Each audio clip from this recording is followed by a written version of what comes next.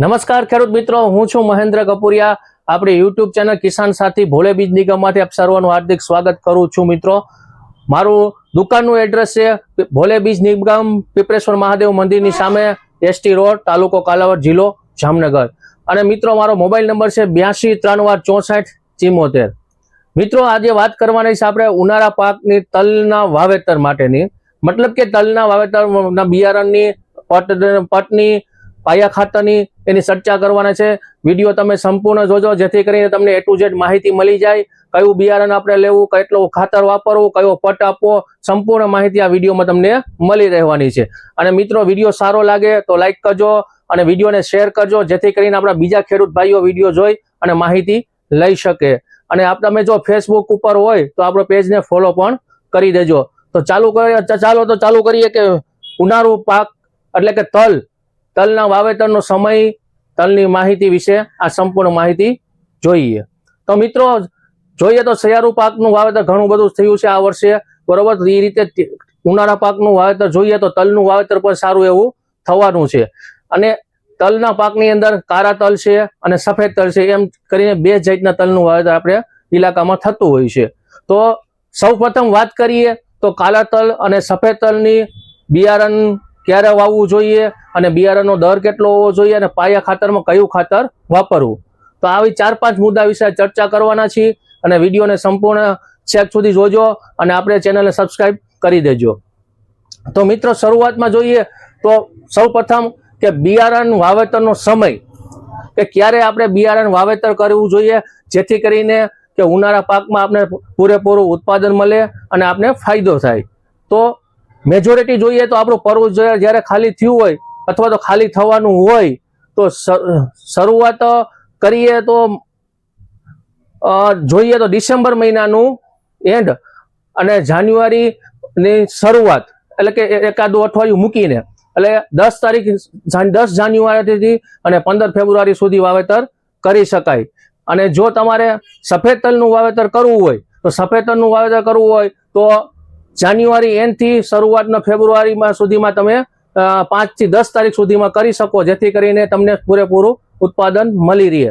અને જો કાળા તલનું વાવેતર કરો તો કાળા તલ મિનિમમ 110 દિવસે પાકતી જાત હોય છે, થોડીક લાંબી મુદતના હોય છે, એટલે એને થોડુંક વહેલું વાવેતર કરો તો સંપૂર્ણ તમને એનો ફાયદો મળે અને વહેલાહટ પરવું આપણું નવરું થઈ જાય, જેથી કરીને ચોમાસું સિઝન આપણે લઈ શકીએ. અને ઉનાળુ તલમાં એક ખાસ એ જોવાનું છે કે ઉનાળુ તલમાં અત્યારે જોઈએ તો ભાવ બહુ સારા છે, એટલે વાવેતર બહુ સારું થવાનું છે. સફેદ તલનું ઉત્પાદન પણ સારું આવે છે ઉનાળે, અને કાળા તલનું પણ ઉત્પાદન સારું મળી રહે છે. તો જોઈએ સફેદ તલનું વાવેતરનું એના દિવસો પાકશે 80 થી 90 દિવસમાં પાકી જાતની જાત છે.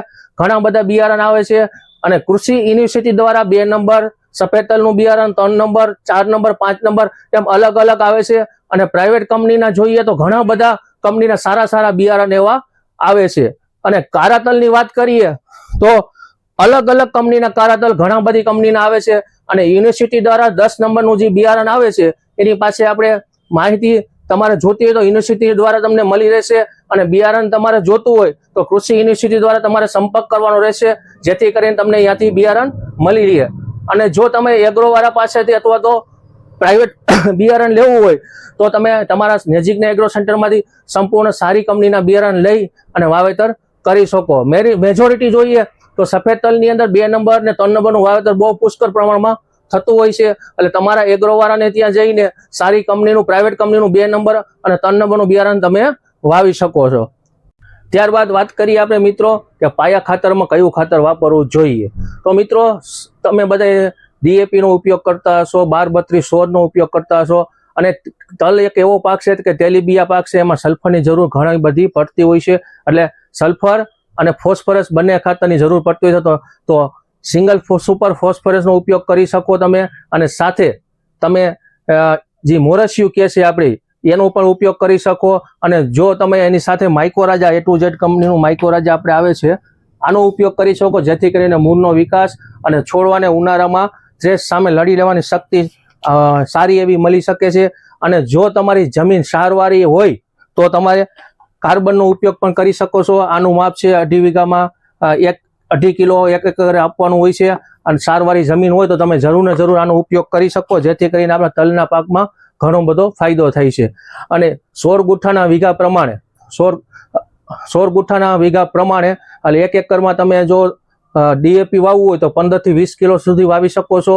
ત્યારબાદ જો તમે એસએસપી વાવો સિંગલ સુપર ફોસ્ફરસ તો 15 કિલો સિંગલ સુપર ફોસ્ફરસ અને 10 કિલો એમોનિયમ સલ્ફેટ અને સાથે માઇકોરાજા નો ઉપયોગ કરી શકો છો. અને એ રીતે તમે વાવણી જમીનમાં વાવીને પછી તલનું વાવેતર કરી શકો છો. મિત્રો, આ હતી ખાતરની માહિતી. હવે મેન માહિતી જોઈએ તો બીજ દર નું તમને વાત કરી કે બીજ દર 800 ગ્રામથી માંડીને 1 કિલો સુધી તમારે 1 વીઘામાં 16 ગુઠ્ઠામાં વાપરવાનું હોય છે, જેથી કરીને ઉગવામાં કોઈ જાતનું તબલ ન પડે અને બહુ ઘાટી ના ઉગે અને બહુ પાખી ના ઉગે. અને સાથે જોઈએ તો બીજ દરનું, મિત્રો બીજ દર એક મહત્વની વસ્તુ છે. જરૂર ને જરૂર તમે ગમે તે પાક વાવતો તમારે બીજ દર અવશ્ય તમે જાળવી રાખજો.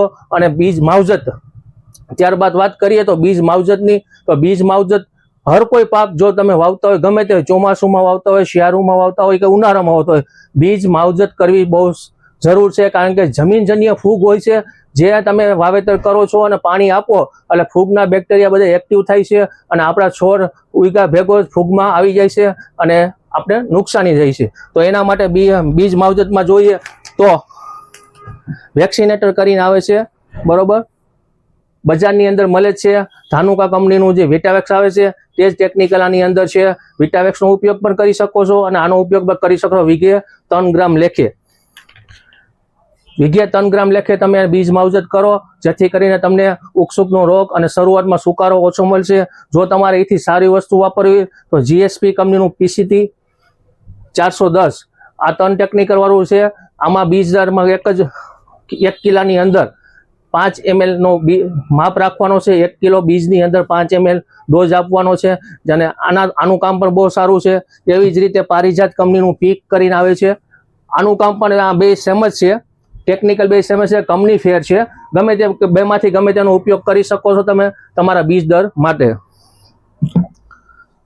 તો મિત્રો, આ હતી બીજ માવજતની માહિતી. હવે જોઈએ તો નિંદામણ નાશક, તો તલના પાકની અંદર તમે પેન્ડી મિથાઇલનો ઉપયોગ કરી શકો છો, જેથી કરીને નિંદામણ તમારું ઓછું ઉગે અને તમારે નીંદવાની જરૂર ન પડે. તો મિત્રો, આ હતી આપણા ઉનાળા તલની સંપૂર્ણ માહિતી. આગળ બીજે પાકની માહિતી તમે મળી રહેશે. ઉનાળુ મગફળીની માહિતી પણ મળી રહેશે. આપણા વિડીયોને આપણી ચેનલમાં બનાવી રાખજો. વિડીયોને લાઈક કરજો, શેર કરજો અને આપણી ચેનલને સબસ્ક્રાઈબ કરજો. અને જો તમે ફેસબુક પેજ ઉપર હોય તો આપણા પેજને ફોલો કરી દેજો. રજા આપજો મિત્રો. જય જવાન, જય કિસાન.